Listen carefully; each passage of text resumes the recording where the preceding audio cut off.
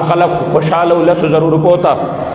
او ډېرو خلکو به چې دا د تبدیلی نه چې ډېر زیات متاثره و د غیرونه زمونږ غرونه دي خیرې م ورته نه شو کولی دومره ویلی شو الله دې ورته هدایت نصیب کړي دا د تبدیلی نه ډېر زیات متاثره دي وی چې خان خو ډېر لوی خدمت شروع کړی دی وګوره مولیانو له به 10,000 روپۍ هم ورکوي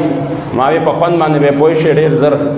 چې کله د جوماتونو نه سپیکرې کوزېدې نو باباجي مبارک به فرمایل چې دا خبره تر د سپیکرو پورې نه ده دا ډېره مخکې را روانه ده او ما هغه وشو هغه ورځ عزتمندو اعلان شوی دی باقاعده طور باندې او اعلان دا شوی دی چې د نن نه پس به په جوماتونو کې به سرکاري خطبې ویلې کېږي اورېدلې به مو اعلان باقاعده طور باندې اعلان شوی دی او چې کوم د هغې دپاره شعبه دي جوړه کړې ده چې کوم شعبه دي جوړه کړې ده اسلامي نظریاتي کونسل په هغې کې د ټولو نه اول څه چلو کو د خپلې مرضۍ خلک واغستل هغه خلک چې هغې په روپو باندې خرڅېږي هغه خلک چې هغې خپله جامه ایمان خپل منبر خپله خانقاه خپل جومات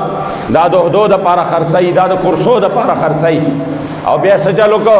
ورته پته ولګېده چې دا خلک زمونږ د فیصلو خلاف آواز نشي پورته کولی دوی کې دومره سکت نشته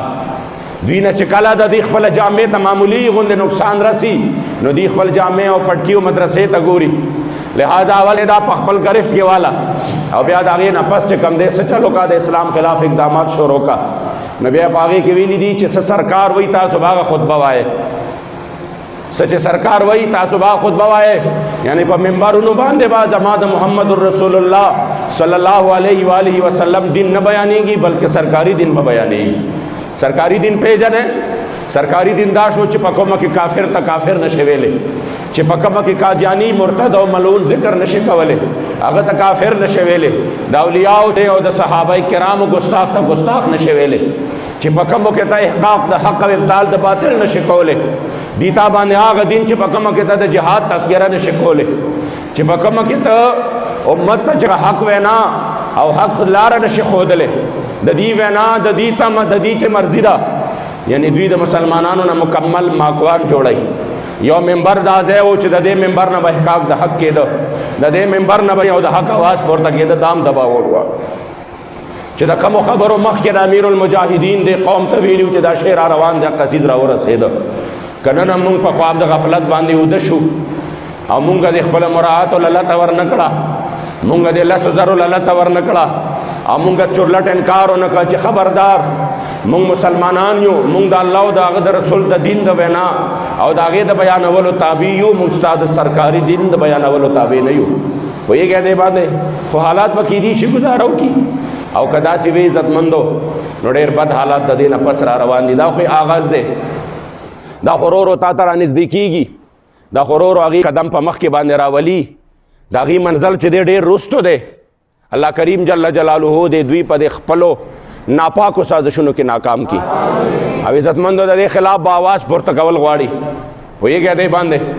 داسې چرته کېدی شي چې ماله به لیکلي څیز راشي چې دا لیکلي ووایه د دې نه به یو حرف خوا دې خوا نه وی والله العظیم داسې کېدی نه شي مونږ ټوکړې ټوکړې کېدي شو مونږ ټول عمر او ژوند په جیلونو کې تېرولی شو خو مونږ د اسلام په اصولو باندې سودې بازي چرې نه شو کولی دا یاد وساتئ او دا حکومت وقت هم وایو چې د مسلمانانو د جذباتو امتحان نور ماخله یو ظلم پسې بل ظلم بل ظلم پسې بل ظلم مونږ نه لا خپل شهدا هیر نه وي مونږ ته لا خپل سلیري شهدا وړاندې دي مونږ ته د هغه وینې وړاندې دي مونږ ته په دې حالاتو کې د پنجاب پولیس ظلمونه وړاندې دي چې کورونو ته ځي د زنانو کپړې شلئ کورونو ته ځي د زنانو کپړې شلئ د هغې بې عزتی کوي هغې د ویښتو نه راکاږي مونږ مخې ته لا هغه ظلمونه پراته دي چې زمونږ په زرګونو اسیران ناموس رسالت جیلونو کې پراته دي زمونږ امیر محترم په جیل کې پروت دی د هغې باوجود مونږ تر دې وخته پورې د حضور د دین د عزت او ناموس دپاره چې دا مشن ډېر زیات لوی دی او دا په مونږ باندې قرض دی تحریک لبیک یا رسول الله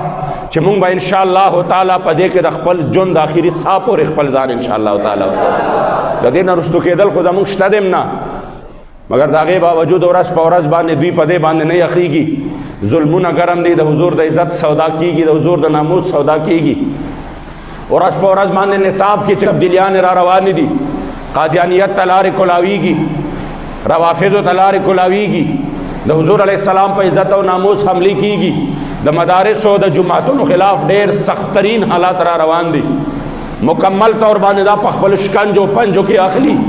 همدارنګې د جماعتونو نه د حق آواز د دباولو کوشش کوي. که موږ نن سر ټیټ کړو نو یاد ساتئ آینده نسل به موږ چارې معاف نه کړي. دا زه تاسو ته وایم او څوک چې بیا زما دا خبرې اوري